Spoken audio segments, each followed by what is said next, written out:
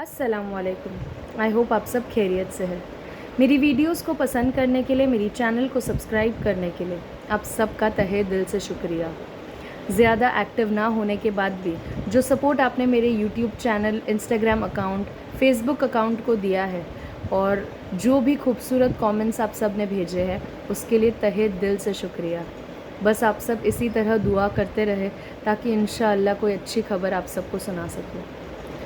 आज बहुत ही अहम मसले पे बात करने के लिए ये वीडियो बना रही हूँ, तो कोशिश करिएगा कि जितना हो सके मेरी इस वीडियो को आप शेयर करें। 2015 में मैंने इस्लाम कबूल किया था, पर इस्लाम को समझने में मुझे काफ़ी अरसा लग गया। इस्लाम के अलग अलग पहलू को एग्जैक्टली क्या है वो तो मैं इतनी परफेक्ट हूँ नहीं कि कभी समझ पाऊँगी, पर जो भी चीज़ें इस्लाम में हैं, जो भी बातें हम इस्लाम से सीखते हैं, जो हम हमारी ज़िंदगी के साथ कनेक्ट कर पाते हैं, उसे समझने में काफ़ी देर हो गई। और सबसे ज़्यादा अगर वक्त लगा इस्लाम में कोई चीज़ को समझने में तो वो मुहर्रम का महीना है। Muharram, the first Islamic month, हमारा नया साल, मुस्लिम्स का नया साल। और उसमें सबसे ज़्यादा अफ़सोस मुझे इस बात का होता है कि मुहर्रम के महीने के लिए मैंने क्यों पढ़ा नहीं, क्यों मैंने जानने की कोशिश नहीं की इतने वक्त। हाँ, जो रिवाज, जो ट्रेडिशंस लोग बरसों से फॉलो करते आए हैं, कुछ लोग मुहर्रम में मातम मनाते हैं, कुछ लोग मुहर्रम में डीजे लगाकर ताजियों के पीछे नाचते हैं, अलग अलग ट्रेडिशंस है।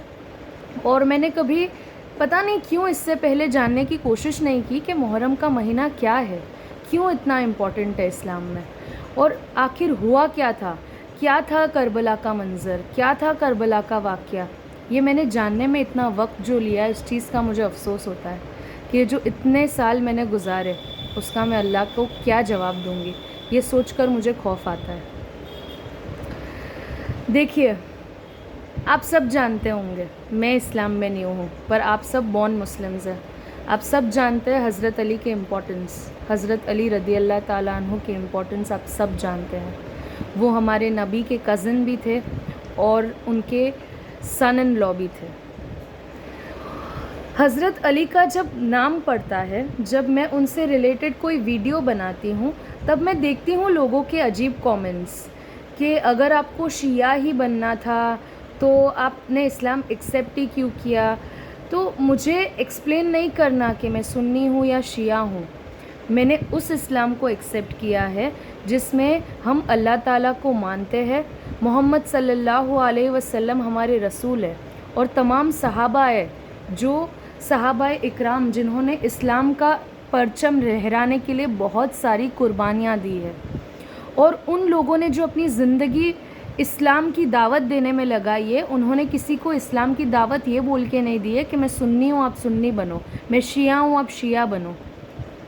जब करबला का मंज़र जब मैंने ध्यान से सुना, पढ़ा और काफ़ी इस बात पे मैंने गौर किया, तब मुझे एहसास हुआ कि मुसलमानों का सबसे बड़ा दुश्मन मुसलमान खुद होता है, और हमारी असली जंग हक़ और बेहक के ख़िलाफ़ होती है। Justice injustice, truth and falsehood.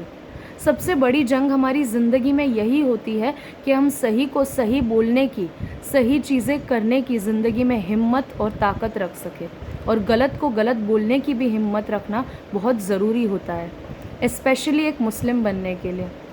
अब हुसैन से बढ़कर किसने कुर्बानियाँ दी होगी? हसन हुसैन से बढ़कर सच को सामना करके हक बात पे कायम रहने के बाद जो कुर्बानियाँ उन्होंने दी करबला के मैदान में, हसन हुसैन के अलावा हक बात को समझने वाला और कौन हो सकता है? कौन उनसे बढ़कर हो सकता है जो हक को हक कह सके, जो हक रास्ते पर चलने की हिम्मत, ताकत और जुर्रत रख सके? मुझे नहीं लगता कि हसन हुसैन के बाद ऐसा कोई आया होगा।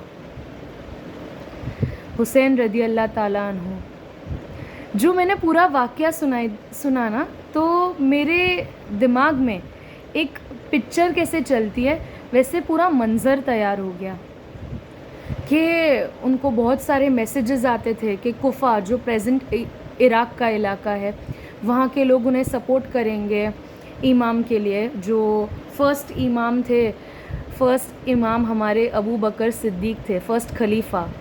سیکنڈ خلیفہ ہمارے تھے عمر بن خطاب رضی اللہ تعالیٰ عنہ. تھرڈ تھے حضرت علی رضی اللہ تعالیٰ عنہ. فورتھ تھے ان کے بیٹے حسن، اور ان کو دھوکے سے مار کر، اور پھر جن کے ہاتھ میں خلافت آنے والی تھی، جو گورنر بننے والے تھے اس جگہ کے، وہ حسین تھے. پر صرف ایک پوزیشن چھیننے کے لیے مسلمانوں نے کتنی سازشیں کی، خالی پوزیشن اور پاور میں آنے کے لیے. اور اس چیز کو، اس انجسٹس کو قبول نہ کرنا، پیاس کی حالت میں اپنوں کی قربانی دے کر، اپنی خود کی قربانی دے کر کتنا مشکل ہوتا ہے. پر پھر بھی وہ قربانی انہوں نے دی، کیونکہ وہ ایک ایگزامپل سیٹ کرنا چاہتے تھے ہم سب کے لیے. ان کے لیے بہت آسان تھا بول دینا، کیونکہ وہ تو خود جنت کے سردار تھے اور وہ جانتے تھے کہ وہ جنت کے سردار ہیں. اس کے بعد بھی جو قربانیاں انہوں نے دی، جو میدان جنگ میں وہ 3 دن تک پیاسے رہنے کے بعد انہوں نے جو تلوار اٹھائی، اپنی اولاد کو یوں پکڑ کر جب وہ باہر نکلے اور ان کی اولاد کے گردن سے تیر کا گزرنا، حضرت علی کے 7 بیٹوں کا شہید ہونا، ان کے بچوں کا شہید ہونا، 16 سال 14 سال 2 سال، کسی کی عمر کا کوئی تقاضا ہی نہیں، سب اللہ کی راہ میں نکل پڑے، سب جہاد کے لیے نکل پڑے، صرف اس چیز کے لیے کہ وہ اللہ کو راضی کرنا چاہتے تھے. اور یزید کی وہ بے شرمی، بے حیائی کہ انہوں نے اس طرح مسلمان ہو کر سامنے مسلمانوں کو پیاسا رکھا. اور سب یزید کو ہم گنہگار بھی نہیں ٹھہرا سکتے، کیونکہ ان میں سے جو حور بن یزید تھے، انہوں نے حسین کا اس میدان جنگ میں ساتھ دیا تھا، اور ان کے تمام ساتھیوں نے بھی حسین رضی اللہ تعالیٰ عنہ کا ساتھ دیا تھا. تو یہ جو کربلا کا واقعہ ہے، میں آپ سب سے ریکویسٹ کرتی ہوں کہ آپ پلیز یہ واقعہ سنیں، آپ پلیز جانیں کہ کربلا میں کیا ہوا تھا، محرم کی اہمیت کیا ہے. بے شک محرم کی اہمیت کربلا کے ہونے سے پہلے بھی رہی ہے، کیونکہ اللہ تعالیٰ نے موسیٰ علیہ السلام کو فتوحات حاصل کی تھی فرعون کے اوپر. اللہ تعالیٰ نے موسیٰ علیہ السلام کے لیے سمندر میں سے راستے بنائے تھے. اور وہ جو ایک ایگزامپل تھا نا کہ سمندر میں سے راستہ بنانا، مطلب اللہ وہ طاقت ہے، اللہ وہ پاور ہے جو جہاں ہم کو کوئی دروازے، کوئی راستہ، کچھ بھی نہ دکھائی دے، وہاں سے راستہ بنانے والا اللہ ہوتا ہے.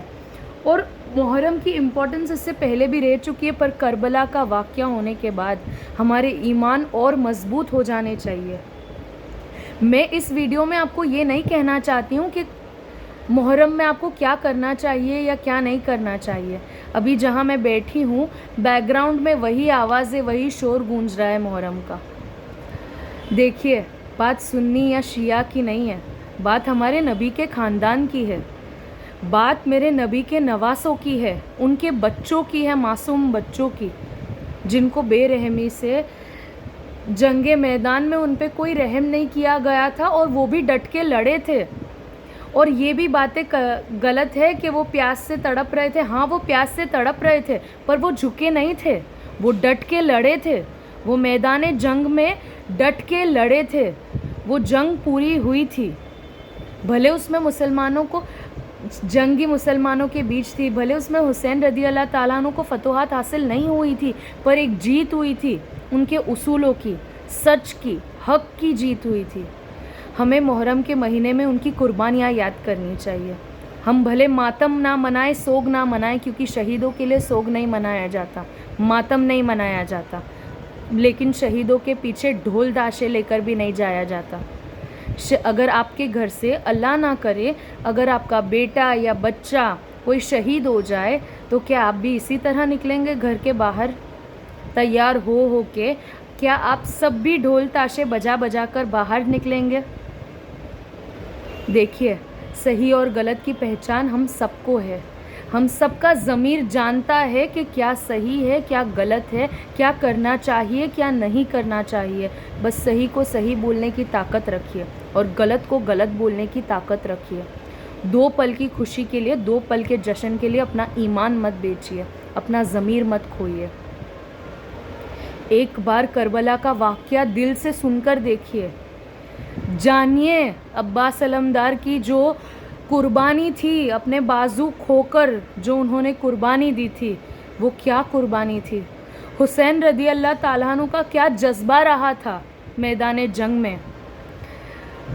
حسن رضی اللہ تعالیٰ عنہ کے بیٹے قاسم صرف 16 سال کے تھے، انہوں نے کیا جذبہ رکھا تھا، ان کے بارے میں جانیے۔ پڑھیے اسلام کے ان تمام لوگوں کے بارے میں جن لوگوں نے اسلام کو اسلام بنائے رکھا۔ ہم جیسوں نے دین کو بیچ دیا ہے، ہم جیسوں نے دین کا مذاق بنا دیا ہے، اسلام کا مذاق بنا دیا ہے۔ آپ سب دین کو بھلے جھنڈے نہ لہرائے آپ اسلام کے، پر کم سے کم ایسے کاموں میں بھی شریک نہ ہوئے جب آپ آخرت میں، جب اللہ کا سامنا ہو، جب حساب کتاب کا دن ہو، تب یہ جو ہم کرتے آئے ہیں اس کا ہم کیا جواب دیں گے۔ ایک بار خیال کرے، خیال کرے حسن حسین کی قربانیوں کا، خیال کرے ان ایک ایک بچے کا جس نے کربلا کے میدان میں اپنی جان گنوائی تھی۔ وہ عورتوں کے جذبے یاد کریے، جو 8 عورتیں جو بچ گئی تھی نا کربلا کے جنگ میں، جو ہمارے نبی کی خاندان کی، ہمارے نبی کی نسل تھی، ان کے جذبوں کو یاد کریے۔ محرم کا مہینہ منایا نہیں جاتا، نہ سوگ نہ خوشی، بس اسلام کیا ہے یہ بتانے کے لیے محرم آتا ہے۔ مجھے سمجھنے میں کافی دیر ہو گئی، اور یہ جو رواج چلتے آئے اس پہ میں انگلی نہیں اٹھاؤں گی، نہ میں ایسا کہوں گی کہ آپ اسے روک دیجئے، بس میں آپ کو یہ کہوں گی کہ ایک بار دل سے کربلا کا واقعہ سنیے اور محسوس کریے، اور پھر آپ خود طے کرنا کہ کیا صحیح ہے کیا غلط ہے۔ میں اپنے بچوں تک کو نہیں روکوں گی، میں اپنے بچوں کے سامنے بھی، جب وہ ابھی تو وہ معصوم ہے بچے، جب وہ تھوڑے سمجھدار ہوں گے تو وہ خود سنیں گے کربلا کا واقعہ، اور تب وہ خود یہ ڈیسائیڈ کریں گے کہ ان کے لیے کیا صحیح ہے کیا غلط ہے۔ جب میں اپنی اولاد کو نہیں بولوں گی تو میں آپ سب کو بھی یہ نہیں بولوں گی کہ تعجیے دیکھنے مت نکلنا، ماتم مت منانا، یہ ساری چیزیں میں آپ سے نہیں کہوں گی، میرا کوئی حق نہیں ہے۔ جو چیز میں نے محسوس کی ہے، جس چیز پہ حق چیز جب میں دیکھ پا رہی ہوں، تو میں آپ سب سے ریکویسٹ کروں گی کہ آپ بھی حق بات پہ اٹل رہیے، صحیح کو صحیح بولنے کی طاقت رکھیے۔ جو قربانی حسن حسین نے دی تھی اس کا مذاق مت بنائیے۔ سنی اور شیعہ کی بات نہیں ہے، بات ہمارے نبی کے خاندان کی ہے، یہ مت بھولیے۔ اور محرم کے مہینے میں نا بہت ساری چیزیں کرنے کو، کم سے کم اس پہلے مہینے کو عبادت سے شروع کریے۔ میں بھی 24 گھنٹے عبادت پہ نہیں رہتی، میں بھی روز قرآن شریف نہیں پڑھ پاتی، میں پرفیکٹ نہیں ہوں۔ میرے اس ویڈیو بنانے کا بالکل یہ مقصد نہیں ہے کہ آپ لوگ یہ سمجھے کہ میں پرفیکٹ ہوں، میرے سے بڑی شاید کوئی گنہگار نہیں ہوگی، پر میں گنہگار ہو کر بھی دیکھ پا رہی ہوں کہ کیا صحیح ہے کیا غلط ہے، تو آپ نیک ہو کر سمجھیے کہ کیا صحیح ہے کیا غلط ہے۔ السلام علیکم۔